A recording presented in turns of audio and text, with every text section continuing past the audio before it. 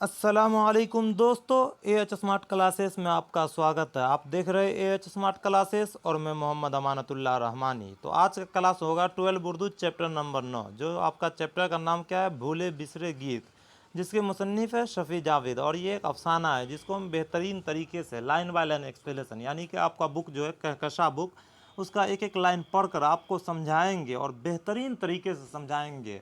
और जब आप लोग इस पूरा क्लास कर लेते हैं तो आपसे एक भी क्वेश्चन नहीं छूटेगा, क्योंकि इस क्लास में आप लोग को पूरा आपके बुक का पूरा चैप्टर जो है भूले बिसरे गीत, उसका एक एक लाइन पढ़कर समझाने वाले हैं। और जब आप लोग पूरा बुक अगर एक एक लाइन समझ लेते हैं तो आपसे क्वेश्चन कहाँ से छूटेगा? क्वेश्चन छूटने का सवाल ही पैदा नहीं होता है, क्योंकि क्वेश्चन पूछा जाता ही है बुक से। और जब आप बुक पूरा अच्छे तरीके से समझ कर पढ़ लेते हैं तो आपसे क्वेश्चन नहीं छूटेगा। और आपको पीडीएफ नोट्स चाहिए तो वो भी मिलेगा। और 2025 न्यू बैच स्टार्ट हो चुका है। आज चैप्टर 9 इस वीडियो में हम लोग कंप्लीट करने वाले हैं। इससे पहले चैप्टर 8 तक हम वीडियो अपलोड कर चुके हैं और उसका ऑब्जेक्टिव क्वेश्चन भी हम अपलोड करते जाते हैं। चैप्टर ख़त्म होने के बाद अगला दिन ऑब्जेक्टिव क्वेश्चन लाते हैं। तो आपके चैप्टर का नाम क्या है? भूले बिसरे गीत। ये आपका चैप्टर का नाम है भूले बिसरे गीत और ये एक अफसाना है। एक मिनट रुक जाइए।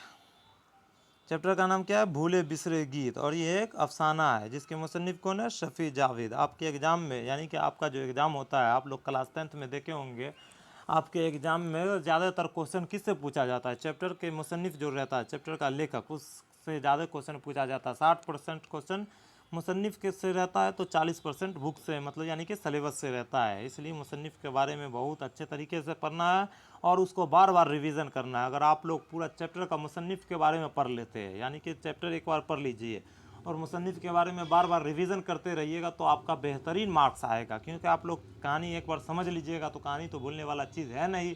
और चैप्टर का मुसन्निफ जो होता है उसका पैदाइश, उसके वालिद का नाम, वालदा का नाम, ये सब याद रखना पड़ेगा आपको। और जब ये सब याद हो जाएगा तो आपसे एक भी क्वेश्चन नहीं छूटेगा। और एक भी क्वेश्चन नहीं छूटेगा तो इंशाल्लाह आपका बहुत ही अच्छा मार्क्स आएगा। चलिए बिना देरी करते हुए शुरू करते हैं। तो चैप्टर का मुसन्निफ कौन है? शफ़ी जावेद। इसके बारे में हम लोग बेहतरीन तरीके से समझेंगे, उसके बाद चैप्टर की ओर चलेंगे। तो चलिए शुरू करते हैं। आपके स्क्रीन पर दिख रहा होगा, ये शफ़ी जावेद का तस्वीर है। चलिए शुरू करते हैं। शफ़ी जावेद मुजफ्फरपुर में 4 जनवरी 1935 ईस्वी को पैदा हुए। इनका घर का माहौल जो है अदबी था। क्या कहा जा रहा है? शफ़ी जावेद कहाँ पैदा हुए? मुजफ्फरपुर में। और कब हुआ था? तो 4 जनवरी 1935 ईस्वी को और मुजफ्फरपुर में। अगर आपके एग्ज़ाम में पूछा जाएगा शफ़ी जावेद की पैदाइश कहाँ हुई थी, तो मुजफ्फरपुर में हुई थी। और कब हुई थी? तो 4 जनवरी 1935 ईस्वी को। और इनके घर का माहौल कैसा था? अदबी था। याद रखना। चलिए आगे देखते हैं। आबाई वतन गया। अगर आपके एग्जाम में पूछा जाएगा शफ़ी जावेद का आबाई वतन कहाँ है, तो गया।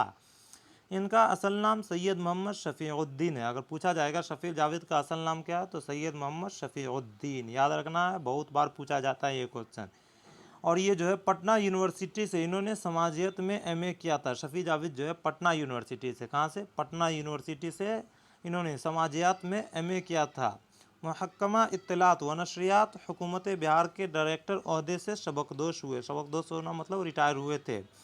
मुलाजमत के दौरान, यानी कि नौकरी के दौरान, गवर्नर बिहार के प्रेस सेक्रेटरी, 20 निकाती प्रोग्राम अमल दरामद कमेटी के डायरेक्टर और इंडियन रेड क्रॉस इस सोसाइटी बिहार के एडमिनिस्टर जैसे ओहदों पर भी वो कारबंद रहे। फिल वक्त वो पटना में मुकीम है, यानी कि अभी वो पटना में मुकीम है। जब आपका किताब लिखा जा रहा था तब का बात बताया जा रहा, अभी तो किसी को नहीं पता वो कहाँ है नहीं है। हाँ, आगे देखते हैं। 1953 ईस्वी में दरभंगा के महनामा उफ़क़ में शफ़ी जावेद का पहला अफसाना आर्ट और तंबाकू शाये हुआ था। अगर आपके एग्जाम में पूछा जाएगा शफ़ी जावेद का पहला अफसाना कौन है, तो आर्ट और तंबाकू। याद रखना, आर्ट और तंबाकू जो है इनका पहला अफसाना है, जो कहाँ हुआ था? दरभंगा के महनामा उफ़क़ में शाये हुआ था। और देखिए क्या है, दायरा से बाहर जो 1979 ईस्वी में हुआ था। और खुली जो आँख, ये 1982 ईस्वी में हुआ था। खुली जो आँख 1982 ईस्वी में, दायरा से बाहर 1979 ईस्वी में। याद रखना, आपके एग्जाम में इस तरह से भी क्वेश्चन पूछ सकता है। शफ़ी जावेद का दायरा से बाहर जो है वो कब शाये हुआ था, तो 1979 ईस्वी में। और खुली जो आँख जो है वो कब शाये हुआ था, तो 1982 ईस्वी में। इसी तरह इसका एक है तारीफ़ इस खुदा की, तारीफ़ उस खुदा की, ये जो है 1984 ईस्वी में प्रकाशन हुआ था। वक्त के असीर हिंदी, ये जो है 1991 ईस्वी में। और रात शहर और मैं रात शहर और मैं, ये जो है 2004 ईस्वी में इनके अफसानवी मजमूए हैं। ये सब जितने हैं इनके अफसानवी मजमूए हैं। एक बार और हम देख लेते हैं क्या क्या है। आट और तंबाकू जो इनका पहला अफसाना है। उसके बाद दायरा से बाहर जो 1979 ईस्वी में हुआ था, और आट और तंबाकू जो है 1953 ईस्वी में हुआ था। दायरा से बाहर जो है 1979 ईस्वी में। खुली जो आँख 1982 ईस्वी में। तारीफ उस खुदा की ये भी 1980 ईस्वी में। वक्त के असीर हिंद ये 1991 ईस्वी में। और रात और शहर में 2004 ईस्वी में। ये सब इनके अफसानवी मजमूए हैं जो आप लोग को बहुत ज़रूरी है याद रखना, क्योंकि आपके एग्ज़ाम में पूछा जाता है। इनके अलावा इन्होंने मिनी कहानियाँ और कुछ नज़में भी लिखी है। इनके अलावा इन्होंने कुछ मिनी यानी कि छोटी छोटी कहानियाँ और कुछ नज़में भी लिखी है। गंगा नदी के तहज़ीब और सकाफ़ती पहलू के अलावा उर्दू फ़िक्शन के तौसत से आज़ाद हिंदुस्तान के सियासी और समाजी अवामिल की तलाश में व जस्तजू के मौजू से इनकी तहकीकात भी ज़ेर इशाअत है। इन्हें बहादुर और academy all India Mir academy Lucknow की तरफ से एजाज़ात भी हासिल हुए। क्या कहा जा रहा है, इन्हें जो है बिहार और उर्दू एकेडमी और ऑल इंडिया मीर एकेडमी से और लखनऊ की तरफ से एजाज़ात मतलब इनामात से भी नवाजे गए हैं। माजी की रूमानी यादें शफ़ी जावेद की अफसानवी फ़िक्र का असल महूर है। माजी को असर हाजिर से नीम फिलिस्पाना अंदाज में जोड़ते हुए वो अपने अफसानों में इस आलमगीर सोच को हासिल करने में कामयाब हुए हैं जिससे पूरा मुआशरा उलझा हुआ है। इनके अफसानों में थोड़े वक्फे से हाल और माजी के मिलने और रुखसत होने की कैफियत चलती रहती है। इससे वो फ्लैशबैक यानी कि पिछला, फ्लैशबैक मतलब होता है पिछला, या कभी शऊर की रो तकनीक से संभालते हैं। इनकी ज़बान अफसानवी फ़िक्र के एतबार से बदलती रहती है। इनकी ज़बान जो है अफसानवी फ़िक्र के एतबार से बदलती रहती है, लेकिन इसमें मौजूद इंशा परदाज़ाना अनासर इनके मखसूस असलूब की तरफ इशारा करते हैं। एक शायराना अंदाज़ है जो उनके अफसानों में और रूमानी लहर को तेज़ करता रहता है। कुर्रतुल ऐन हैदर के बाद की नस्ल में इस असलूब की गालिबन व तन्हा वारिस है। क्या कहा जा रहा है, कुर्रतुल ऐन हैदर के बाद की नस्ल जो है इसमें असलूब के गालिबन व तन्हा वारिस है। चलिए, आप मुसन्निफ़ के बारे यानी कि शफ़ी जावेद के बारे में समझ चुके हैं। अब हम चैप्टर की ओर चलेंगे। चैप्टर का नाम क्या है, भूले।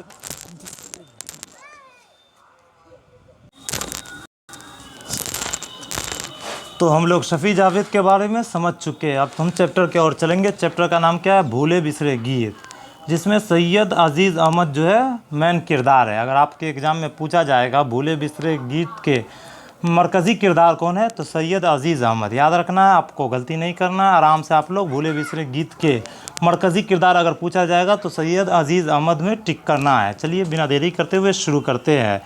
सैयद अज़ीज़ अहमद को डायरेक्टर जनरल के ओहदे से सबकदोश हुए तकरीबन 10 साल हो चुके थे। मतलब ये कहानी जो है बहुत ही इम्पोर्टेंट कहानी है और बहुत ही गमगीन कहानी है। अगर आप लोग पूरा कहानी पढ़ लीजिएगा तो आपको समझ में आएगा कैसे कोई आदमी किसी ओहदा पर रहता है, जब वो रिटायर हो जाता है तो उसका कोई वैल्यू नहीं होता है। मतलब हर आदमी का पहचान जो है उसके ओहदे से होता है। यही पूरा कहानी है। सैयद अज़ीज़ अहमद जो है एक बहुत बड़े ओहदे पर थे, जब वो रिटायर हो जाते हैं तो उसका कोई वैल्यू नहीं, कोई पहचानता नहीं, मतलब कोई जानता तक नहीं था, ऐसा हाल हो चुका था। ऐसा ही है पूरा कहानी में हम लोग पढ़ेंगे, उसके बाद आराम से आप लोग को पूरा कहानी समझ में आ जाएगा। तो सैयद अज़ीज़ अहमद को डायरेक्टर जनरल के ओहदे से सबकदोश हुए कितने साल हो गए, तकरीबन 10 साल हो चुके थे। इस अरसा में कई तब्दीलियाँ हुई, मतलब इस अरसा में इस 10 साल के बीच में कई तब्दीलियाँ आए। जब तक वह अपने महकमे में आते जाते रहे, वहाँ लोगों ने और मातहतों ने उन्हें याद रखा। कुछ इनके पाँव भी छू लेते और कुछ एहतराम के साथ सलाम करते। मतलब वो जब नौकरी के समय में था तब उनको कुछ पाँव भी छू लेते थे और कुछ एहतराम के साथ सलाम भी करते थे। जब इनके पास अपनी गाड़ी ना रही तो लोगों से मिलना मिलाना भी कम हो गया। मतलब जब नौकरी से सबकदोश हो गए यानी कि रिटायर हो गए, इनके पास गाड़ी अपनी नहीं थी, तो अब इससे लोगों से मिलना मिलाना भी कम हो गया था। जो भूले भटके याद कर लेते थे, फिर मतलब जो भूले भटके याद कर लेते थे। एक मिनट रुक जाइए, कितना गर्मी है, आप लोग को गर्मी लग रहा है।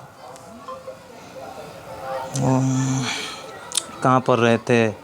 जब इसके पास अपनी गाड़ी ना रही तो लोगों से मिलना मिलाना भी कम हो गया। जो भूले भटके याद कर लेते थे वो भी ख़त्म हुआ। थोड़ी सी पहचान बाकी थी, मतलब जो भूले भटके याद कर लेते थे धीरे धीरे वो भी ख़त्म होते जा रहा था। थोड़ी सी जो पहचान बाकी थी वो भी जाती रही। सबसे पहले लोग ये भूले कि कभी वो डायरेक्टर जनरल थे। मतलब क्या है, सबसे पहले लोग ये भूल गए थे कि सैयद अज़ीज़ अहमद जो है कभी डायरेक्टर जनरल भी थे।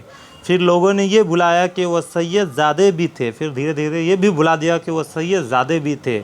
इसमें इनका अपना भी कसूर था, इसमें इनका अपना भी कसूर था, जो आगे हम लोग पढ़ेंगे उसके बाद समझेंगे। अव्वल तो ये कि वह कोशा नशे हो गए मुस्तज़ाद के। ये अपने मकान के बाहर इन्होंने अपने नेम प्लेट पर सिर्फ़ अज़ीज़ अहमद लिखवाया था। मतलब क्या है, जब वो सबकदोश हो गए थे तो अपने मकान के बाहर नेम प्लेट नहीं रहता है, जैसे कोई डॉक्टर रहता है तो डॉक्टर सैयद अज़ीज़ अहमद, उसी तरह सबका अपना अपना नेम प्लेट रहता है। तो ये अपने बाहर मकान के बाहर जो नेम प्लेट होता है उस पर सिर्फ़ अज़ीज़ अहमद लिखवाया था। तीसरे मरहले में लोग ये भी भूले कि वो कभी अज़ीज़ अहमद भी थे। मतलब फिर ऐसा वक्त भी आ गया कि लोग ये भी भूल गए कि वो कभी अज़ीज़ अहमद भी थे। अब वो सिर्फ़ चाचा या नाना जान रह गए थे। अब वो सिर्फ़ जो है चाचा या नाना जान रह गए थे। लोगों की कलील मुद्दत या याद वदाश्त में सैयद अज़ीज़ अहमद की अब कोई जहत बाकी ना थी।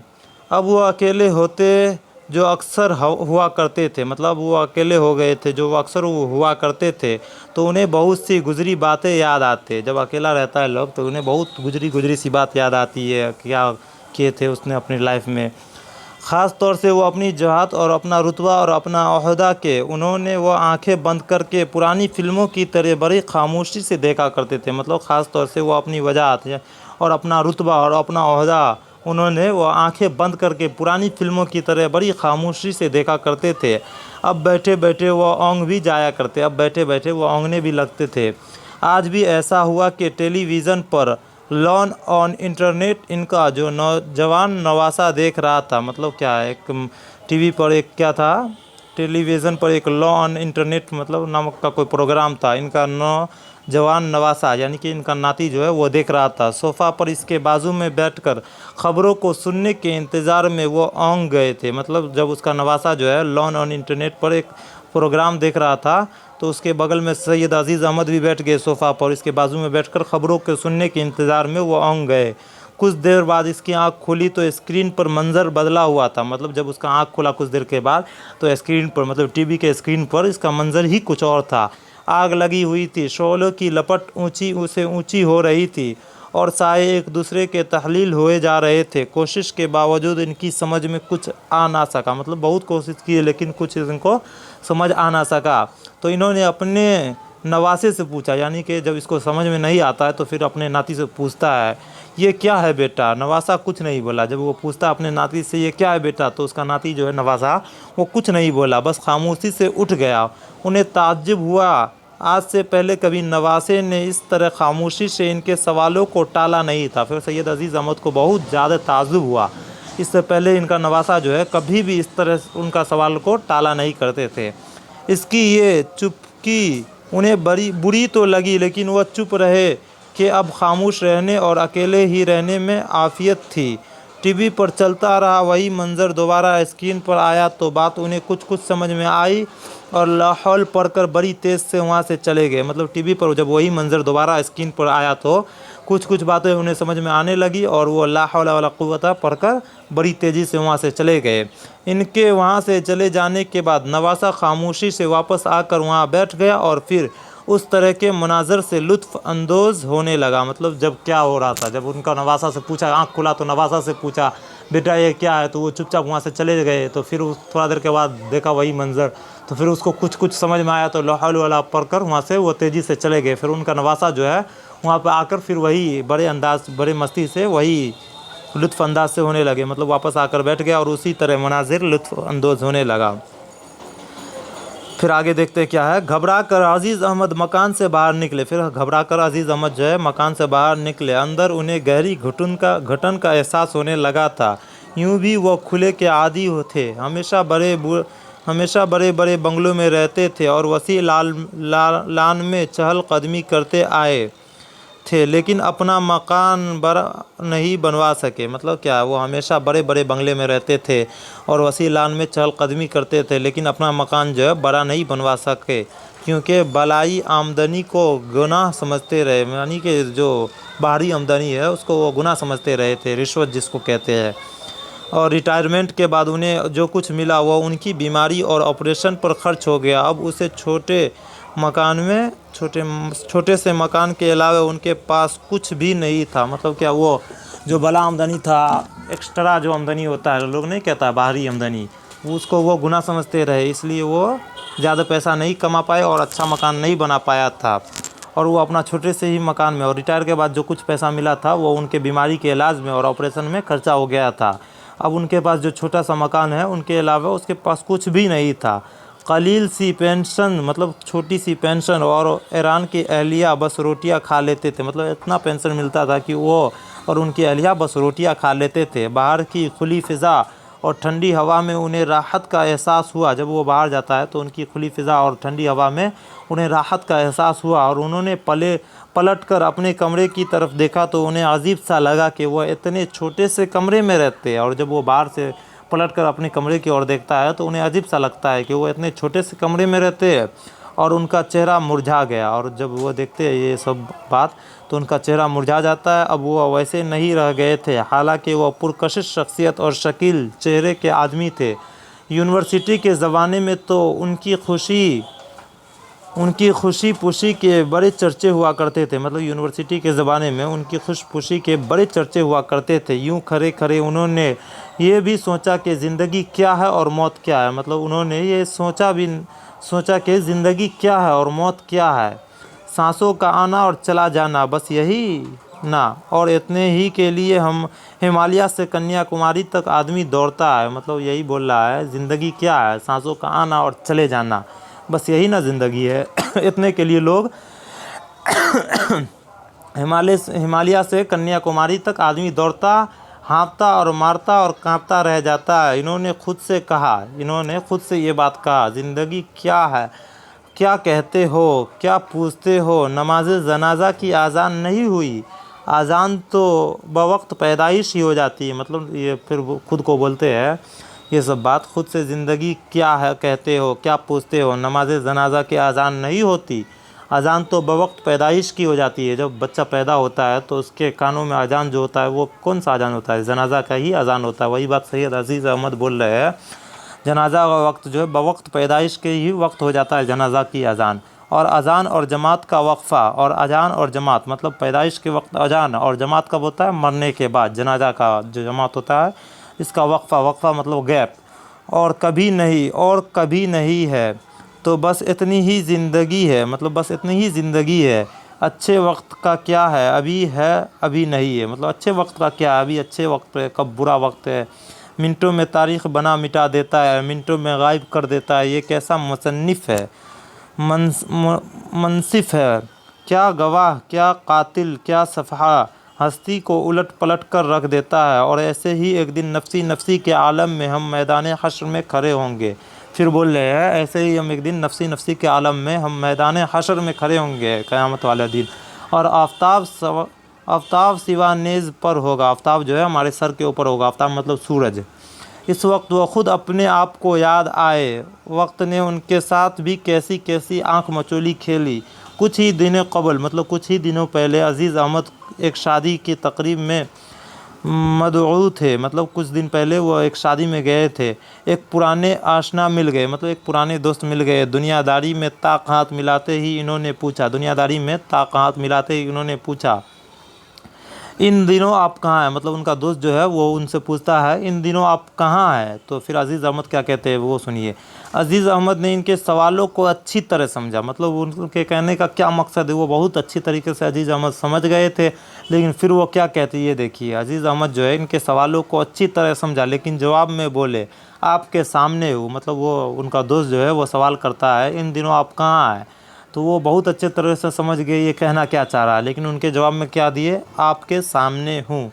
ऐसे जवाब से वो दोस्त नमा आशना गर बरा गए, और नहीं मेरा मतलब कुछ और था। मतलब वो फिर उसका दोस्त बोलने लगा, नहीं मेरा मतलब कुछ और था। हाँ वह मैं समझा। फिर अजीज़ अहमद कहते हैं हाँ मैं वह समझा। भाई आप मुझसे मिलिए ना, मेरी कुर्सी की जुस्तजू क्यों है? आपको कुर्सी को आदमी बनाता है। मतलब बोल रहा है आप भाई आप मुझसे मिलिए ना, मेरी कुर्सी की जुस्तजू क्यों है? आपको कुर्सी को आदमी बनाता है। कुर्सी को जो आदमी बनाता है, कुर्सी आदमी को नहीं बनाती है। अजीज़ अहमद फिर बोलते हैं कुर्सी को आदमी बनाता है, ना कि कुर्सी आदमी को बनाता है। इस तरह का जवाब पाकर वो हैरान भी हुए। इस तरह का जवाब पाकर उसका दोस्त जो है वो हैरान भी हुए और ख़फीफ़ मतलब गुस्सा भी, और दूसरी तरफ चले गए। मतलब उनका जवाब सुनकर दूसरी तरफ चले गए। लेकिन ये एहसास अजीज़ साहब को नया ज़ख्म दे गया। लेकिन ये एहसास जो है अजीज़ साहब को फिर एक नया ज़ख्म दे गया। लोग सिर्फ़ ओहदों से शेक हैंड करते हैं। मतलब लोग जो है सिर्फ़ ओहदों से पहचानते हैं। इन्होंने इन दिनों का बहुत पुराना जर्नलिस्ट दोस्त रूही रंजन मिलने आया। मतलब फिर इन्हें दिनों का बहुत पुराना एक जर्नलिस्ट दोस्त रूही रंजन मिलने आता। अगर आपके एग्ज़ाम में पूछा जाएगा रूही रंजन कौन था, तो अजीज़ अहमद का दोस्त था। ये क्वेश्चन पूछा जाता है, इसलिए आप लोग इसको याद रखना है। आपके एग्ज़ाम में पूछा जाता है, आप लोग क्वेश्चन उठा कर देखिएगा तो आपको देखने को मिलेगा रूही रंजन कौन था, तो अजीज़ अहमद के एक पुराने दोस्त है। तो रूही रंजन जब आता है तो बातों बातों में उन्होंने अपनी कस का इजहार किया। फिर रूही रंजन ने मुस्कुराते हुए कहा दिल पर बोझ क्यों लेते हो यार? मतलब फिर रूही रंजन जो उनका दोस्त है वो मुस्कुराते हुए कहा दिल पर बोझ क्यों लेते हो यार? संसार तो दुखों का समुंदर है। मतलब संसार जो है दुखों का समुंदर है।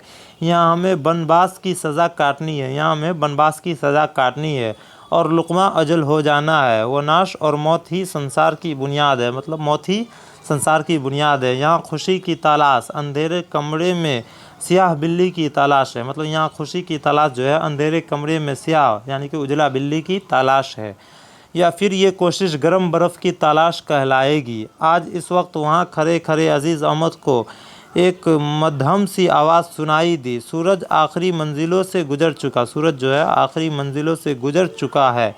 शाम की तारीखी तेज़ी से बढ़ रही है। पीछे घूमकर देखूं वहाँ अब तुम्हारे साया भी नहीं रह गया। रिटायरमेंट के कुछ दिनों बाद से ही इनकी तबीयत ख़राब रहने लगी थी। रिटायरमेंट जब हुआ था अजीज़ अहमद का, तब से इनकी तबीयत ख़राब रहने लगी थी।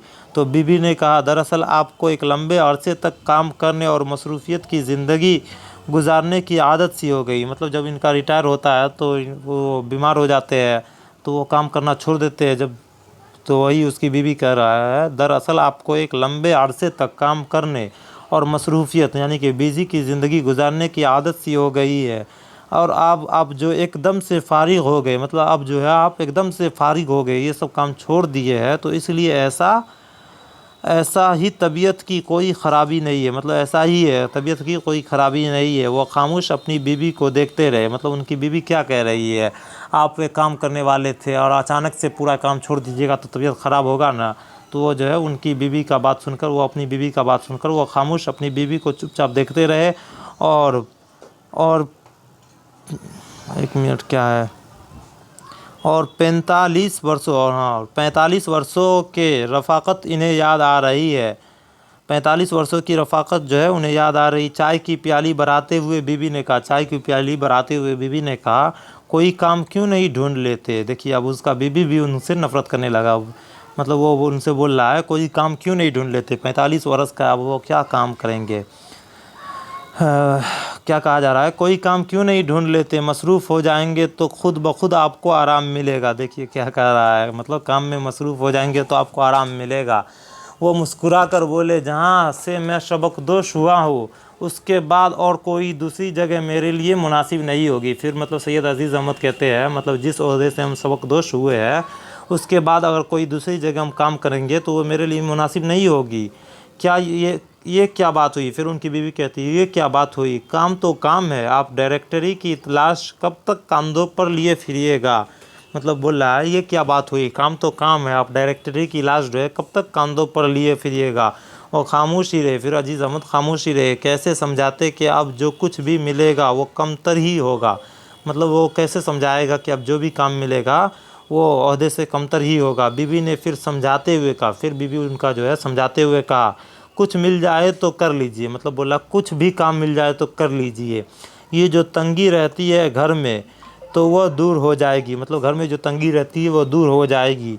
कुछ और नहीं तो आपका और मेरी दवाओं और डॉक्टर का खर्च निकल आएगा। मतलब कुछ और नहीं तो आपकी और मेरी दवा जो चलती है उन और डॉक्टर का खर्च ही निकल आएगा।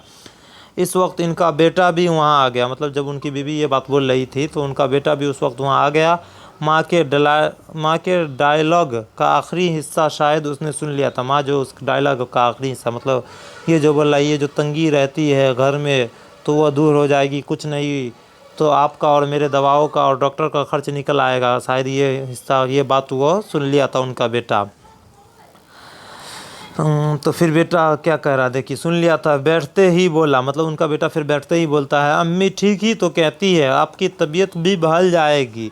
और आगे वह कुछ बोल ना पाया। अजीज़ अहमद उसे बड़ी उदास लेकिन गहरी नज़रों से देख रहे थे। मतलब अजीज़ अहमद बहुत उदास थे लेकिन गहरी नज़रों से देख रहे थे। माँ ने बेटे की मुश्किल को महसूस किया। माँ जो है बेटे की मुश्किल को महसूस किया और ठहरे हुए लहजे में बोले, यूँ किताबें पढ़ने और अखबारों रिसालों के लिए लिखते रहने से क्या मिला आपको। मतलब बोल रहा फिर उनकी बीवी, यूँ किताबें पढ़ने और अखबारों और रिसालों के लिए लिखते रहने से क्या मिला आपको। अब तक कुछ और करते तो कहाँ से कहाँ रहते हम। मतलब बोला अब तक अगर कुछ और करते तो कहाँ से कहाँ रहते। कम अज़ कम इन लोगों ही से ताल्लुकात रखते जो ऊंची कुर्सियों पर है। मतलब बोला कम से कम इन लोगों से ही ताल्लुकात रखते जो ऊंची कुर्सी पर है। देखिए अपने दोस्तों को, आप देखिए अपने दोस्तों को और साथियों को, जैसे भी पन पड़ा उन लोगों ने जगह भी हासिल की और पैसे भी कमाए। और आपने क्या किया। मतलब वो अपने शौहर से कह रहे हैं, अजीज़ अहमद से, उनकी बीवी, आपने क्या हासिल किया। आप अपने दोस्तों को देखिए, वो जगह भी कमाए और पैसे भी कमाए, और आपने क्या किया। जब आपके उरूज़ का ज़माना था, मतलब आपके जब नौकरी का ज़माना था, तो कभी कोई तोहफ़ा डाली लेकर आया, उसे भी आप रगेद दिया। मतलब उसे भी आप मना कर दिया। कमाने वाले ज़बान मीठी और सर झुका कर रखते हैं लेकिन आपके अंदाज़ तो हमेशा अनोखे ही रहे। मतलब फिर बोल रहा है, कमाने वाले की ज़बान जो होता है हमेशा मीठी और सर झुका कर रखते हैं लेकिन आपका अंदाज़ जो है हमेशा अनोखी रही है। अजीज़ अहमद उकता कर उठ गए। मतलब अजीज़ अहमद इन सब बात सुनकर उकता गए और उठकर बैठ गए। प्याली में चाय आधी बाकी ही रह गई थी। मतलब प्याली जो चाय की प्याली थी उसमें चाय आधी बाकी ही रह गई थी। ड्राइंग रूम के तरफ जाते हुए इन्होंने बेटे का आखिरी जुमला सुना, आप बहुत काबिल बड़े दानिश्वर हुआ कीजिए, असल बात यह है कि आपको मादी फ़ायदा क्या हुआ। अजान हो रही है, थोड़ा देर के बाद हम फिर से शुरू करेंगे।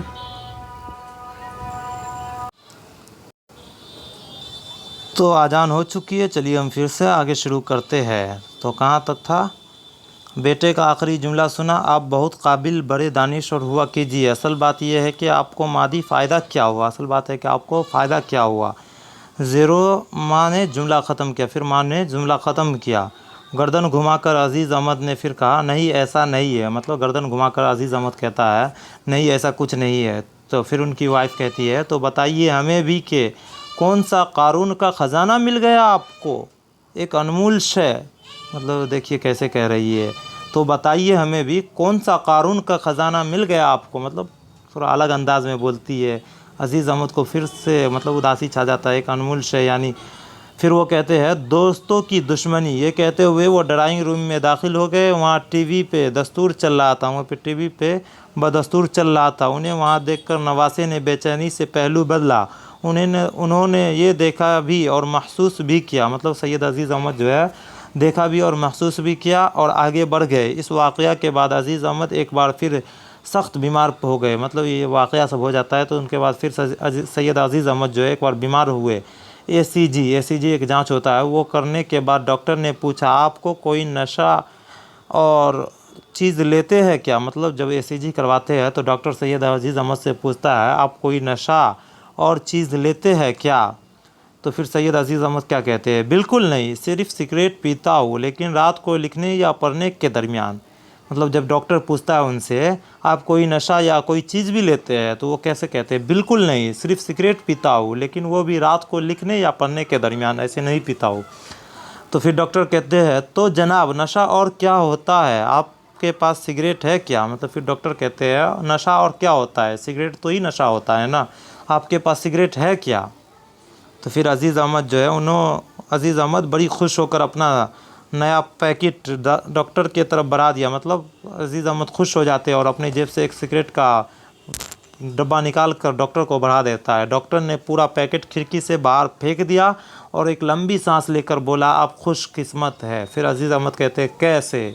मतलब डॉक्टर उनका सिगरेट लेता है और खिड़की से बाहर फेंक देता है। उनके बाद बोलता है, आप बहुत खुशकिस्मत है। तो फिर अजीज़ अहमद बोलते हैं, कैसे? तो फिर डॉक्टर बोल रहा, वो यूँ कि अब भी आपके पास इतना वक्त है कि आप अपनी वसीयत तैयार करवा सके। अजीज़ अहमद सन्नाटे में आ गए। रात गए। हस्बे मामूल जब वो कुछ लिखने पढ़ने बैठे, मतलब वो मामूल के हिसाब से जब कुछ लिखने पढ़ने बैठे तो उन्हें एक अजीब सा खुला का एहसास हुआ, जैसे कोई बहुत पुराना दोस्त बिछड़ गया। मतलब जब वो सिगरेट पढ़ते थे, लिखते थे तो सिगरेट पिया करते थे। अब वो सिगरेट डॉक्टर मना कर दिए तो उसको एहसास हुआ कि जैसे कोई पुराना दोस्त बिछड़ गया हो, जैसे कुछ छूट गया हो, जैसे कुछ खो गया हो। कुछ लिखने के बाद वो हसरत से अपनी उन उंगलियों को देखते रहे जिनके दरमियान, मतलब उन उंगलियों को देखते रहे जिनके दरमियान वो सिगरेट, जला हुआ सिगरेट उन्हें एक्सपायर किया करता था। इन्हें अपने सिगरेट यानी कि स्मोक रिंग बहुत याद आए। उन्हें लगा किसी हमदम दरीना का हाथ इनके सांसों से हट गया हो। उन्होंने खुद को बहुत अकेला महसूस किया। इस वक्त उन्हें अपना एक और पुराना साथी याद आया। मतलब जब सिगरेट छोड़ दिया तो उन्हें बहुत ज़्यादा अकेलापन महसूस हुआ। उसके बाद फिर उसको एक अपना पुराना साथी याद आया। उनका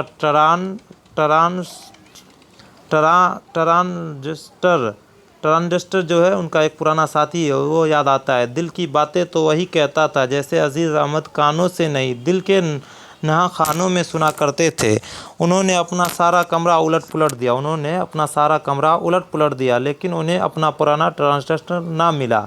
बीबी ने आवाज़ें सुनी तो उनके कमरे में आ गए। बीबी जब आवाज़ सुनती है तो उनके कमरे में आ गए और बोली, नींद नहीं आती तो गोलियां क्यों नहीं खा लेते?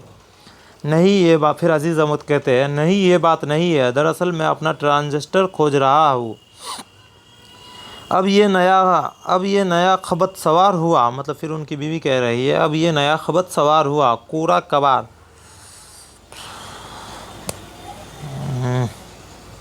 अब ये नया खबत सवार हुआ, कूड़ा कबाड़ सब स्टोर में। कूड़ा कबाड़ जो है सब स्टोर में है, वहीं होगा शायद। उनकी बीवी सोने चली गई। मतलब उनकी बीवी ये बात बोलकर सोने चली गई।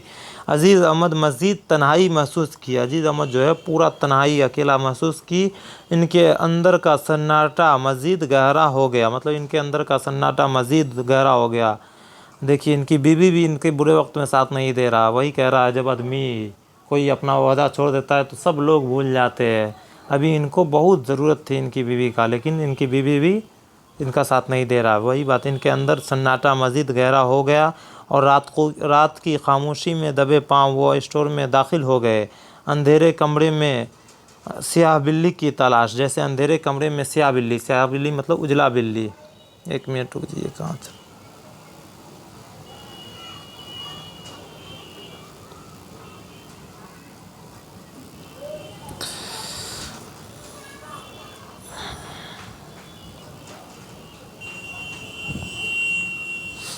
तो कहाँ पर रहे थे हम लोग? इनकी बीवी सोने चले गए स्टोर में।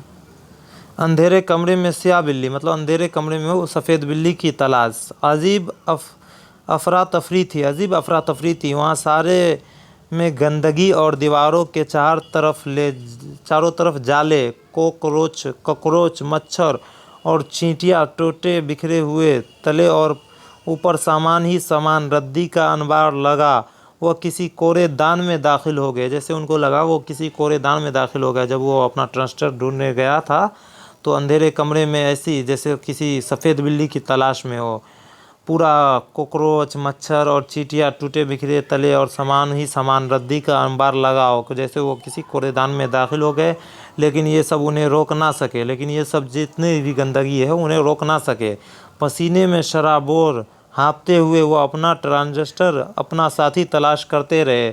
चंद लम्हों मतलब कुछ समय की खुशी का अदना सा वसीला वैसे बेपनाह खराबे में रात गुजर गई। मतलब वो ढूंढते ढूंढते रात गुजर गई। दिन की रोशनी में बीबी खुशी का अदना और वसीला वैसे बेपनाह खराबे में रात गुजर गई, दिन की रोशनी में बीवी और बेटे और नवासे उन्हें ढूंढते। मतलब रात गुजर गई, फिर सुबह होता है, दिन की रोशनी में बीवी और बेटे और उनकी नवासे जो है उन्हें ढूंढते हुए स्टोर रूम में गए। मतलब फिर जब दिन होता है तो उनकी बीवी, नवासे और बेटे सब उनको ढूंढते हुए स्टोर रूम में खुले दरवाजे तक आए और अपने रुमालों से नाक बंद कर लिए। वही खुले दरबार में जहाँ वो अपना ट्रांजिस्टर ढूंढ रहे थे, वहाँ उनके पूरा मतलब बीवी, बेटा, नवासा सब आते हैं और रुमाल से अपना नाक ढक लेते, इतना बदबू करते। रुमालों से नाक बंद करके हैरान आंखों से उन्होंने देखा, हैरान आंखों से उन्होंने देखा अजीज़ अहमद को उनका ट्रांजिस्टर मिल गया था। अजीज़ अहमद को जो है उनका ट्रांजिस्टर मिल गया था। उनके चेहरों पर फातिहाना चमक थी और होठों पर अहदी मुस्कुराहट। सुबह के 7:30 बज चुके थे और भूले बिसरे गीतों का प्रोग्राम ख़त्म हो चुका था। मतलब वो मर चुका था उसी रूम में। जब उनका बीवी गया था तो वो चेहरे पर फातिहाना चमक, मतलब मरा हुआ था और होठों पर अवधि मुस्कुराहट थी। सुबह के 7:30 बज चुके थे और भूले बिसरे गीतों का जो प्रोग्राम था वो भी ख़त्म हो चुका था। ये लफ्ज़ माने हैं, आप लोग खुद से पढ़ लीजिएगा। आपने पढ़ा, ये पढ़ लीजिएगा तो आपको पूरा कहानी फिर से रिवीजन हो जाएगा। तो चलिए हम इसको थोड़ा सा पढ़ लेते हैं, उसके बाद आप लोग को कहानी बेहतरीन तरीके से समझ में आ गया होगा। आपने पढ़ा, आप क्या पढ़ा उसको देखते हैं। किसी बड़े ओहदे से सबकदोश हो जाने, मतलब किसी बड़े ओहदे से रिटायर हो जाने वाला एक शख्स अपनी गुज़श्ता मतलब गुजरे ज़िंदगी के उसूल पसंदी, ईमानदारी और तर्ज वबाश के मुताल्लिक़ अपनों के दिल आज़ाद तनज़ व तमस्खर को सहता हुआ अपनी बढ़ती हुई तनाई का मदद और फेंक दी गई एक बेकार शय में जिस तरह ख़ुद को पाता है, इसकी एक ज़िंदा और दिल पर असर कर जाने वाली ये कहानी है। मतलब पूरा इनको जिंदा दिल पर असर कर जाने वाली ये कहानी है। एक बावकार मुलाजमत से रिटायर, मतलब एक अच्छे नौकरी से रिटायर होने के बाद लोगों के हाफजे से फरामोश होने के साथ, हाफजे मतलब याददाश्त से फरामोश ख़त्म हो जाने के बाद साथ साथ अपनों नवासा मतलब अपनों नवासा बेटा और बीवियों के रवैये और सलूक की सफ़ाकी और बेरहमी को इस अफसाने का मरकज़ी किरदार सैयद अजीज़ अहमद शिद्दत से महसूस करता है।